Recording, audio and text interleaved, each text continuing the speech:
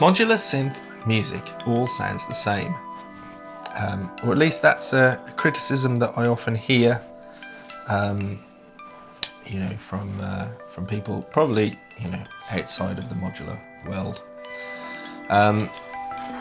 It's a criticism that I often hear, and it usually goes along with the modular synth is all just noise criticism. And I made a video about that a little while ago, about modular synth music is all just noise, it's not really music. But the other criticism that comes up quite often is that it all just sounds the same. And so that's what I kind of want to talk about a little bit today, this idea of sameness within music. And I think it's actually a criticism that is probably fairly common to all types of music, that comes from people who don't enjoy that particular type of music, whether it's jazz or metal or rap or whatever. The common criticism is, well, it all just sounds the same to me. So that's what I want to talk about a little bit in today's video.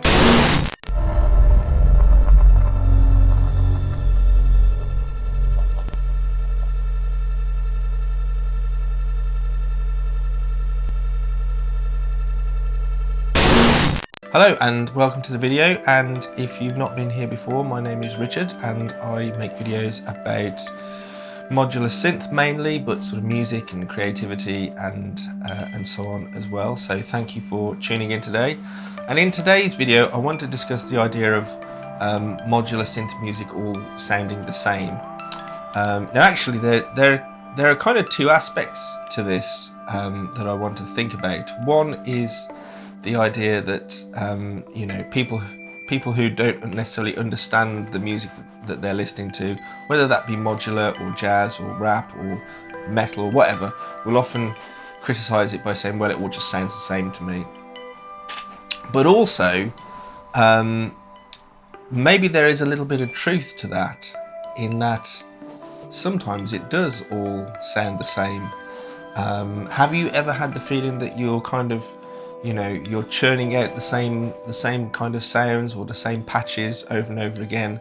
Because I definitely have. I've definitely gone through periods where I think, oh well, I'm just, this is the same thing that I've done before. It's not anything particularly new or original. So I kind of want to touch on that a little bit as well today.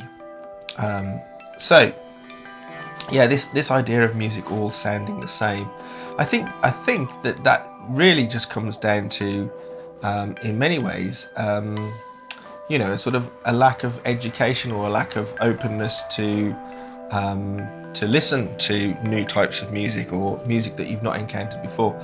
And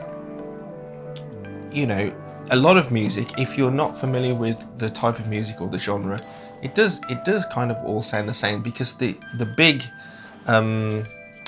how should we say that, like the features of that music that make it that genre or make it that type of music, that's what you kind of hear first. So if you're listening to, I don't know, if you're listening to metal, for example, and you think, well, it all just sounds the same, that's because what you're hearing is you're hearing the shouty vocals, the heavily distorted guitars, probably palm muted, played at a particular tempo, and those stylistic traits of that genre, that's what somebody who doesn't really understand the nuances of the genre is going to hear. So for modular, if we take the example of modular synth music, people who might describe that as always sounding the same, it's probably because they're listening to it and they're just hearing a particular type of sound, I have in the past, I've said I'm not going to use the term bleep bloop, but I'm going to do it. They're hearing that bleep bloop sound, which at times can be a bit random. Sometimes certain types of modular music are very random and lack you know, any kind of sort of melody or structure or harmony, you know, like a chord progression or so on. And so people are hearing this, and it really kind of, it does all kind of sound the same. And to a certain extent, sometimes I often think of modular synth is almost like a genre in its own right. And you know, the type of music that you make with a modular doesn't really sound like music that you could make with any other instrument, but it all does have a kind of modular sound to it, and that probably is a result of you know, the way that systems are designed and the way that modules are designed and the way that you can interact with your system, and it forces you to do things in certain ways, even maybe subconsciously, and so, you know, the music that you create has a particular sound to it. I think that's kind of interesting because it's sort of, you know, it's in many ways it's you know, it's sort of unique because other instruments, the genre isn't necessarily associated around the instrument. I mean, you could say, you know, guitar music, but if you say to someone, well, I like guitar music, they say, well, what does that mean? Do you like jazz? Do you like metal? Do you like rock? Do you like pop? Is it indie? What do you mean by guitar music? Whereas I think a lot of the time, and again, this is definitely, you know, I'm thinking of myself here, especially when I was starting out in modular, anything that was made with a modular synth, irrespective of what genre it would be, whether it was like noise or ambient or techno or whatever, if it was made with a modular synth, I would gravitate towards it and I would want to listen to it. And you know,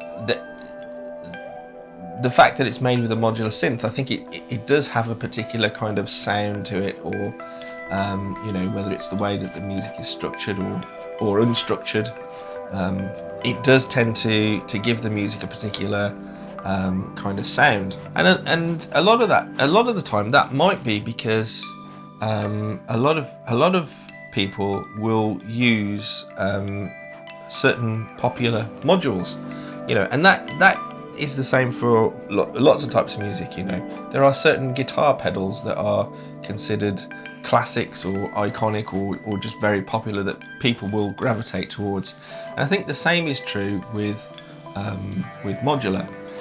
You know, there are certain modules that everybody wants to use, you know, and some of those being you know, like rings, clouds, for example, which I've talked about a lot in the past, but also, you know, even modules like Morphogene, which is not really a new module now, but you do see it used quite a lot, and it has a particular sound to it which is instantly recognizable. And you know, I think as certain modules become I don't know, become kind of iconic, or they're used by a small number of individuals that then really show off what those modules can do, and they grow in popularity, it's very easy for systems to start to kind of sound very similar, and especially with modules like rings, where you can just plug it in straight away and you know, it has that lovely sound which is so often associated with ambient patches, and I know, you know, there's a lot more that you can do with rings, and there's a lot more that I've tried to do with it as well, beyond just the usual ambient stuff, but it's so easy to create such, you know, lovely sounds without much effort that it's very common to see those kind of patches crop up again and again. And you know, I'm as guilty as anyone of doing that, because that is the sound that sort of got me into modular in the first place. But so there probably are these like few classic modules that are instantly recognizable and feature in so many people's racks and systems that you know, over time we can be sort of guilty of being a little bit repetitive. Now that's not to say this isn't, you know, obviously not intended as any kind of criticism of anyone in particular, And I'm as guilty as anyone at sort of reusing sounds and ideas, and sometimes, you know, thinking to myself that it all just starts to sound a little bit samey. You know, and there's nothing wrong with that. And then, of course, you know, the YouTube sort of acts as a little bit of I don't know, a bit of an echo chamber almost, in the sense that you see, you might see a video on YouTube of a particular patch and it's interesting, and you think, wow, that person is using very similar modules to what I've got. I want to have a go and try and create that sound or create that patch. And you know, that is encouraged by the fact that quite often people will put patch notes on their videos explaining how they've created the sound. And that is brilliant, of course, because you can learn about how people are doing things differently to you.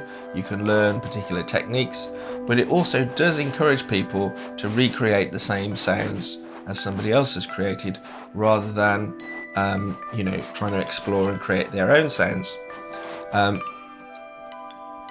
Which is great, of course, for learning your system. It's great for learning about modular, but it does kind of also create, you know, it standardizes the sound to a certain extent. And again, this is not meant as any kind of criticism, because I do that myself. I will often, well, I haven't for a while actually, but I often would put some patch notes in explaining what modules I've used and how I've used them. And also I will look at other people's videos and go, wow, that's amazing, I want to try and do that as well. And then try and create, you know, that influences me to try and create a similar sound in my own system. And you know, there's also, sometimes I think you feel like, especially when you're in the beginning, when you're learning, you think, oh, you hear a sound, you think, oh, if I can make that sound, it's like a little tick, you know, I know how to do that. It's like a little technique or a little sound that I can do, and it kind of validates you. You think, well, I'm that much closer to being a proper modular synth person now, because I'm able to create that sound, which I didn't know how to do before. You know, in a similar way to if you're learning a musical instrument, and, you know, as time goes by, you learn certain techniques or tricks, you know, if you want to call them that, and gradually you grow a repertoire of techniques or a repertoire of sounds, you know, and it sort of, it unconsciously you know, you kind of get this sense of approval, because you've learnt the repertoire, you've learnt the sounds, you've learnt how to make that particular patch or use that particular module or whatever. And you know, this is all part of learning. This is all part of learning how to use your system and how to use the modules that you've got. And it's the same for any instrument, really. Whatever you're learning, generally people learn through learning a repertoire and learning techniques that other people have done. And once you have that repertoire and you have those techniques, you can then go and do something different with them. And of course, you know, we see a lot of videos out there from people at all stages of progression through their experience with modular. So from people who are just starting out to people who've been doing modular for years. And, you know, the result of that is that you will see things repeated from time to time, because as people are just starting out with modular and they're learning how to create particular sounds and then posting that online, then obviously, you know, that means that we get a lot of stuff which is very similar sounding. And the other aspect, I suppose, to this is, you know, thinking about if you ever have that feeling where you think, well, you know, this is a really lovely patch, but it's a little bit samey, it's a little bit you know, it's a little bit similar to things that I've done before. Why might that be? What could be the reason for that? And I think sometimes it is down to you know, that imposter syndrome thing, which again I've talked about many times, whereby if you've created something in the past that has been good and it's been well received and people have liked it and so on, then there's a tendency to create some or to want to create something similar again, because you hope that you'll get that same result again. Whereas if you were to try something completely different, then there is the chance that people might not like it. And then that reinforces the idea that maybe that first one was a fluke, and that actually you don't know what you're doing, and the whole imposter syndrome kicks in. And so it's much easier to stay in your comfort zone and do something similar to what you've done before, and that's why it's called a comfort zone. So perhaps sometimes there might be a sort of, let's wait for that motorbike to go past. Perhaps sometimes there might be a certain fear of experimentation. Oh, it's so noisy this morning. And perhaps there might be sometimes a fear of experimentation, which causes you to repeat yourself. The flip side of that, of course, is that sometimes we create patches purely for experimentation without any sort of intention of creating a piece of music, but just to explore a particular sound and explore what can be done with certain modules. And sometimes that leads to sort of endless tinkering and creating patches where there is no structure to it, and it just kind of goes on and on and on. And again, that in its own way can kind of sound samey, especially if it's something a sort of generative thing, which is just going to continue going on and on and on. And yes, the notes are not repeating, the melodies are not repeating, but the overall sound of the thing is very similar. And I've got tons of patches and videos that I've done which are sort of that kind of ambient twinkly sort of sound. There's probably the one that's playing right now in the background while I'm talking is like that. If you look at them, they're all very different patches, but you can kind of group them all together in the same kind of ambient twinkly sort of ringsy sound, which is very repetitive, great for background in a video while you're talking, but not particularly original. So yeah, so I think that those are some of the things that I've kind of been pondering a little bit lately in regards to this criticism of modular synth all sounds the same. So I think part of the problem with that criticism, as I said at the start of the video, is that people who make that criticism often lack an awareness of the genre, if we can call modular synth a genre, and lack an understanding. They're just hearing the general traits of the music,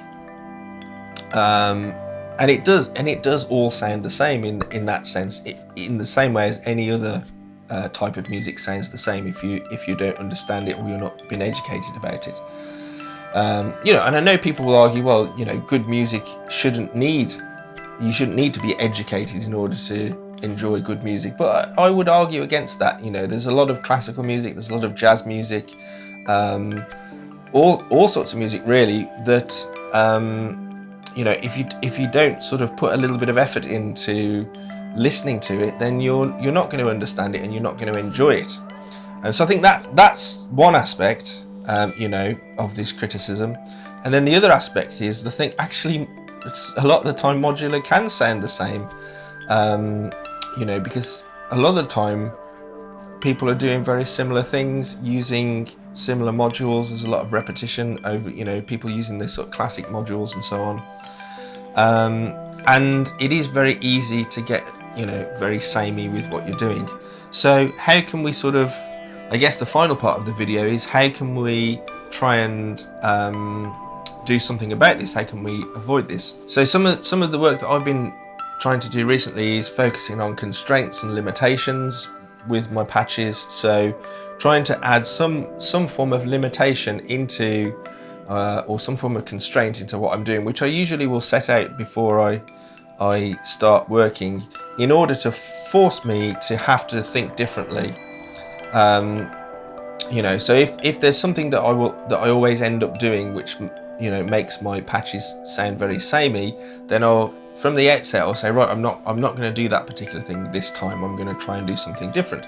So in the case of the classic rings and clouds, I might say to myself, right, I'm not going to use rings in that way. I'm not going to use it in that nice twinkly ambient way on this occasion. Maybe I'll use the audio in feature and try and do something different there. Or maybe I'm going to use it without any reverb, or I'll try using one of the different modes where you, for example, I think you can get into like a, you know, an FM synthesis mode with it and so on. So I'll try and do something different, set myself some kind of constraint. Another good constraint that I often use, at least to start off with, I might not stick with it after a while, but at least in the beginning, is just to limit myself to a small number of modules. And again, that's something that I've talked about many times on the channel. But you know, just limiting yourself to like 3 modules or 4 modules, and seeing what you can do with that, and then you know, expanding that out if you need to. Maybe swapping around the roles of certain modules. So you know, if you've got a module that you use as a sound source, maybe try using that for like audio rate modulation instead, or using it as a feedback source or something else, something where you're going to do something different with that module to what you normally do. Perhaps it's a module where it's got different modes, and often those will be sort of lesser explored modes. You know, again, I'm guilty of this so often that I will, you know, I get the module, I start using it straight away, and whatever the sort of default settings or, you know, the way of working with it straight out the box, that's generally what I do most of the time. And then at some point I might go back to the manual and go, right, okay, well what can we actually do with this that's a little bit different? And of course, you know, the manual, the instructions, can be a great source of inspiration, especially with modules that have got different modes in them and that sort of thing. So maybe try that out. If you have a module that you've you know, that you haven't really explored all of the features, try doing something different with that module, you know, and try asking yourself the question, am I doing this because this is what I always do? You know, there is a certain muscle memory, isn't there? Sometimes you start a patch and you quickly go ding, ding, ding, ding, ding, and you plug certain things in because you know, or maybe you even leave them plugged in all the time because you know that you're going to use that particular combination. So ask yourself the question, am I doing this because this is what the sound that I need, or am I doing this because this is what I always do? And maybe just try and do something a little bit different. The other aspect, the other thing that I've been trying to explore recently is to bring in other things from outside of the modular world. So, for example, I've been trying to do a lot with using field recordings and samples recently. I want to try incorporating some live instruments. You know, I've got tons of stuff lying around in this room, you know, numerous guitars, loads of little percussion trinkety things and weird things to make noise. So, you know, I want to try starting to bring some of those in as well, and maybe try and create some different sounds with, you know, these outside elements. So I guess, you know, to kind of sum up, you know, there's no crime with sounding the same. There's no crime with repeating yourself and doing things. And at the end of the day, you know, sometimes a little bit of similarity is how you develop your own voice. You know, if you find a way of working and you find a way that you know, that works for you and brings out certain things that are unique to you, well, that's your own sort of individual artistic voice, and there's nothing wrong with having that. Every artist has their own sort of identity, and so it's not to say that, you know, you should change that all the time, because that is intrinsically, that is who you are as an artist. So, you know, sameness, it isn't a crime all of the time. I didn't mean that to rhyme, oh my god. But you know, there is a potential to sometimes get, you know, a little bit stuck in a rut, a sameness rut, and you know, sometimes I definitely feel that happens to me. So yeah, I would encourage you to, you know, try and experiment with some of these things, and you know, not to worry so much about you know, approval, because experimentation will often lead to more interesting ideas. And yeah, just try things out, try out the, you know, the different modes. You know, think of that 80-20 rule, which is, you know, what is it? You use 20% of the features 80% of the time. Well, maybe try using some of that, you know, that 80% that you don't normally use.